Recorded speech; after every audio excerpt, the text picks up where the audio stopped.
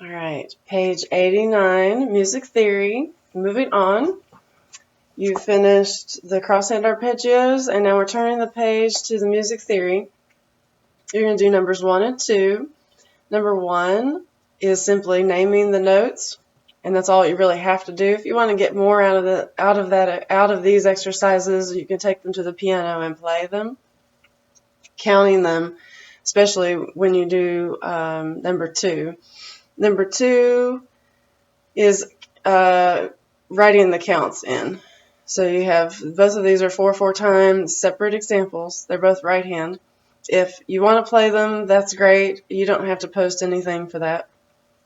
But you will get more out of it if you play it. So the first thing you want to do is write in the counts and then just count it. Just tap it or play it on one note. And then go back and play the actual notes.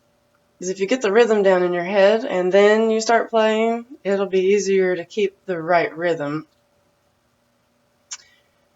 All you really need to do here is post a picture of your answers. Okay, so that's the minimum. Like I said, if you want to get the most out of this, then play them. These are just the individual notes, because this unit that we're finishing up is FACE, so we're learning those space notes, and we're going to build on this in the next unit. I'll do a separate video of this ear training exercise, and then you can just post your answers in the comments for that video. That'll be separate. So post a picture of the top of your music theory. If you want to try this improvisation exercise, you can. You go to pianoadventures.com/adult. Go to the book 1 audio, where you can listen to all of the songs and play along. And they play this, I don't know how many times, but you're just putting your right hand in these finger positions, and then you just make up a melody as you go.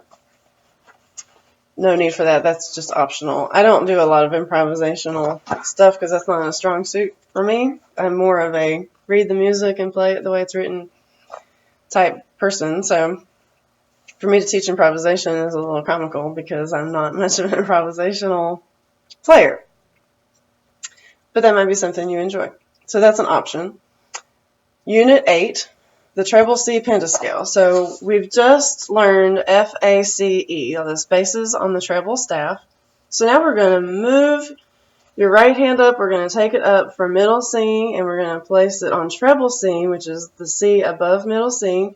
And we're going to play C, D, E, F, G, an octave higher than middle C. So this is that C and E that we've been playing in FACE. They're circled because you were supposed to already know them. And then we're going to fill in the blanks. In between C and E is D. And then we're going all the way up F and G. So if you put your right hand on that treble C, like you're comfortable with middle C.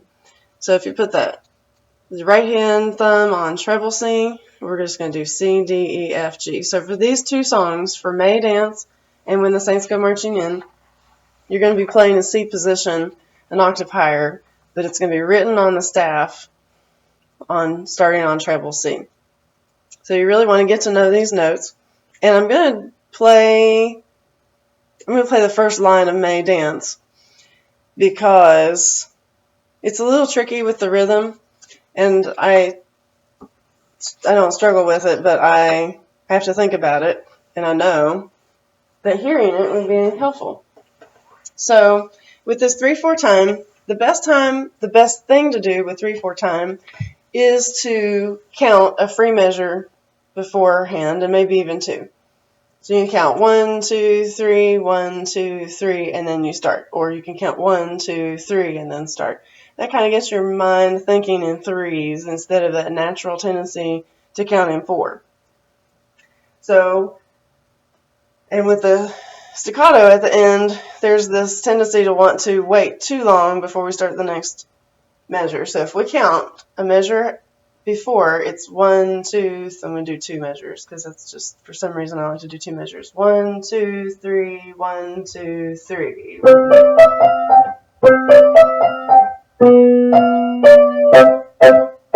And that's how the first line should sound. The second line is similar. It changes dynamic marking and plays piano at the beginning and has a bit of a different ending. But just keep that counting going. Of course, you want to play it slower at first. That's pretty much performance speed. So start it slower and count it. And they gave you the counts for the first 3 measures also for a reason. So make sure you use those. Make sure you're counting. If you count a song at the very beginning, then as you continue to play it and count it, you'll find that you don't need to count it after a while because you've gotten used to the rhythm. All right, I'm guessing When the Saints Go Marching In is a familiar tune. Notice we have 3 pickup notes at the beginning. So it actually starts on beat 2, 2, 3, 4, and then we start the first full measure. If you look at the end, there's only 1 beat at the end, so that completes the incomplete measure at the beginning. And that's that, oh, when the, and then you go into the first measure, first full measure of the song. So again, we've moved the right hand up, starting on treble C. So instead of middle C, here's middle C. We're starting up on the next C. And we're doing that for both of these songs.